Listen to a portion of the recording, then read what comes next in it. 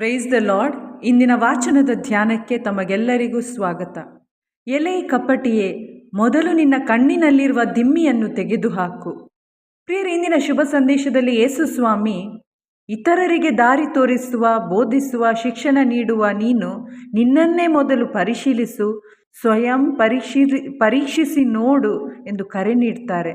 ಪ್ರಿಯರೇ, ಜ್ಞಾನೋಕ್ತಿ 21:2 ತಿಳಿಸುವಂತೆ ಮಾನವರ ನಡವಳಿಕೆ ಅವರವರ ನೋಟಕ್ಕೆ ನೇರ, ಅವರ ಅಂತರಂಗವನ್ನು ವೀಕ್ಷಿಸಬಲ್ಲನು ಸರ್ವೇಶ್ವರ.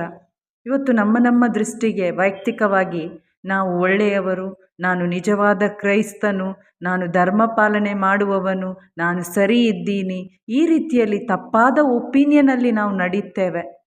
ನಾವು ಸ್ವನೀತಿವಂತರಾಗಿ ಕಪಟಿಗಳಾಗಿ ಬಾಳುತ್ತೇವೆ. ಆದರೆ ನಮ್ಮ ದೃಷ್ಟಿಯಲ್ಲಿ ನಾವು ಸರಿ ಇದ್ದೇವೆ ಅಂದುಕೊಳ್ತೇವೆ. ಮತ್ತು ಇತರ ಸಹೋದರ ಸಹೋದರರಲ್ಲಿರುವ ಸಣ್ಣ ಪುಟ್ಟ ತಪ್ಪುಗಳು ನಮಗೆ ಬೇಗ ಕಾಣ್ತವೆ. ನಮ್ಮ ಕಣ್ಣಿನಲ್ಲಿರುವ ದೊಡ್ಡ ಮರದ ದಿಮ್ಮಿಗಳು ಅದು ಎಷ್ಟೇ ಇರಲಿ ನಾವು ನೋಡೋದಿಲ್ಲ, ಇತರರಿಗೆ ದಾರಿ ತೋರಿಸ್ತೇವೆ. ಮತ್ತು ಇಲ್ಲಿ ವಾಕ್ಯ ಹೇಳುವಂತೆ ನಾವು ಮತ್ತು ಅವರಿಬ್ಬರು ಹಳ್ಳಕ್ಕೆ ಬೀಳುತ್ತೇವೆ. ಅಂದರೆ ನಮಗೆ ನಿತ್ಯ ಜೀವ ಮತ್ತು ನಿತ್ಯ ಜೀವದ ದಾರಿ ತಿಳಿಯದೆ ಇತರರಿಗೆ ದಾರಿ ತೋರಿಸಿದರೆ ನಾವು ದೇವರ ಸಂಬಂಧದಿಂದ, ದೇವರು ಅನುಗ್ರಹಿಸಿರುವ ನಿತ್ಯ ಜೀವದಿಂದ ಬಾಹಿರರಾಗಿರುತ್ತೇವೆ. ಪ್ರಿಯರೇ, ಸಂತ ಪೌಲರು ಸೌಲನಾಗಿರುವಾಗ ಸ್ವನೀತಿವಂತಿಕೆಯಲ್ಲಿ ಅವಿಶ್ವಾಸಿಯಾಗಿ ಯೇಸುಕ್ರಿಸ್ತರ ಹಿಂಬಾಲಕರನ್ನು ಹಿಂಸಿಸಿ, ದೂಷಿಸಿ, ಅವಮಾನಪಡಿಸಿದ. ಪ್ರಿಯರೇ, ನಮ್ಮ ಕಣ್ಣಿನಲ್ಲಿರುವ ದಿಮ್ಮಿ ಅಂದರೆ ಇಲ್ಲಿ ನಮ್ಮ ದೋಷಗಳು, ಕೊರತೆಗಳು, ದುರ್ಬಲತೆಗಳು. ನಾವು ಮೊದಲು ದೇವರ ವಾಕ್ಯದ ಬೆಳಕಿಗೆ ಬಂದಾಗ ಮಾತ್ರ ನಾನೊಬ್ಬ ಪಾಪಿಯಾಗಿದ್ದೇನೆ, ನನಗೆ ರಕ್ಷಣೆಯ ಅವಶ್ಯಕತೆ ಇದೆ ಎಂಬ ಅರಿವು ನಮಗಾಗುತ್ತೆ. ಸೌಲನಾಗಿರುವಾಗ ದಮಸ್ಕಸ್ ದಾರಿಯಲ್ಲಿ ಯೇಸುಕ್ರಿಸ್ತರು ಆ ವಾಕ್ಯವಾಗಿ ಬೆಳಕಾಗಿ ಸಂತ ಪೌಲರಿಗೆ ಆ ಒಂದು ಎನ್ಕೌಂಟರ್ ಆದಾಗ ಅವರಿಗೆ ತಮ್ಮ ಕುರುಡುತನದ ಅರಿವಾಯಿತು. ತಾನೊಬ್ಬ ಪಾಪಿ, ಹಿಂಸಕ, ನಿಂದಕ ಎಂಬ ಅರಿವಾಯಿತು.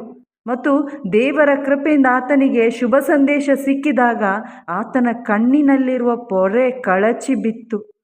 ಮತ್ತು ಹಿಂದೆ ಕ್ರೈಸ್ತರನ್ನು ಹಿಂಸಿಸಿ, ನಿಂದಿಸಿ, ಅವಮಾನಪಡಿಸಿ, ಕೊಲ್ಲಿಸಿದ ಸಂತ ಪೌಲ ಯೇಸುಕ್ರಿಸ್ತನಿಗಾಗಿ, ಶುಭ ಸಂದೇಶಕ್ಕಾಗಿ ಎಲ್ಲ ರೀತಿಯ ನಿಂದೆ ಅವಮಾನಗಳನ್ನು ಸಹಿಸಲು, ಕ್ರಿಸ್ತನಿಗಾಗಿ ಜೀವಿಸಲು ಮತ್ತು ಸಾಯಲು ಮುಂದಾದರು. ಪ್ರೇರೆ, ಇಂದು ನಾವು ಕುರುಡು ಮಾರ್ಗದರ್ಶಕರಾಗೋದು ಬೇಡ. ದೀನರಾಗಿ ದೇವರ ವಾಕ್ಯದ ಬೆಳಕಿನ ಮುಂದೆ ಬರುವಾಗ ನಮ್ಮಲ್ಲಿರುವ ಕತ್ತಲೆ ಅದು ಎಷ್ಟೇ ಕರಾಳವಾಗಿರ್ಬೋದು, ದೇವರ ವಾಕ್ಯದ ಬೆಳಕು ನಮ್ಮಲ್ಲಿರುವ ಕತ್ತಲೆಯನ್ನು ಹೋಗಲಾಡಿಸುತ್ತದೆ.